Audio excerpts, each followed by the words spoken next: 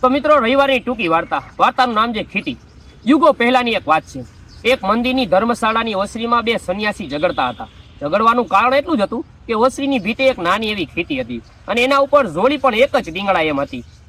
ખીટીને લઈને બંને સંન્યાસી દલીલે ચડ્યા કે પહેલા તો હું આવ્યો, આ ખીટી મારી ગણાય, જોડી તો હું જ ટીંગાડીશ. બીજો સંન્યાસી કહે કે આ ખીટી ઉપર પહેલા મારી નજર પડી એટલે આ ખીટી મારી ગણાય, જોડી તો હું જ ટીંગાડીશ. પેલો કહે કે મારી ખીટી, બીજો કહે કે મારી ખીટી. એમ કરતા કરતા સંન્યાસી બથો બથે આવી ગયા. આ દ્રશ્ય જોઈને ધર્મશાળાનું ફળિયું વાળતા વાળતા એક વૃદ્ધ ડોશીમાં તાંદુકીને બોલ્યા કે રોયાવ, ઓલ્યા ગોપીચંદ અને ભર્તુહરી 92 લાખ માળવા મૂકીને બાવા થઈ ગયા અને તમે બે બાવા થઈને એક ખીટી હારું બાંધો છો? શરમ નથી આવતી?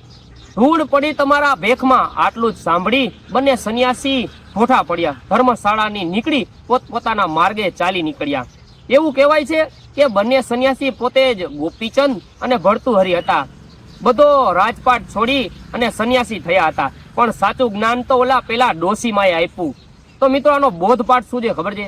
કોઈ પણ ધર્મ, સંપ્રદાય કે પ્રથા, સાધુ સંતો ગુરુ ગાદી માટે, ભાગબટાઈ માટે કે પછી મંદિરના મહંત ને લઈને ડખે ચડે ને ત્યારે એના જ અનુયાનીઓએ ડોશીમાનો રોલ ભજવે ને તો કંઈક ધર્મ ટકી રહે.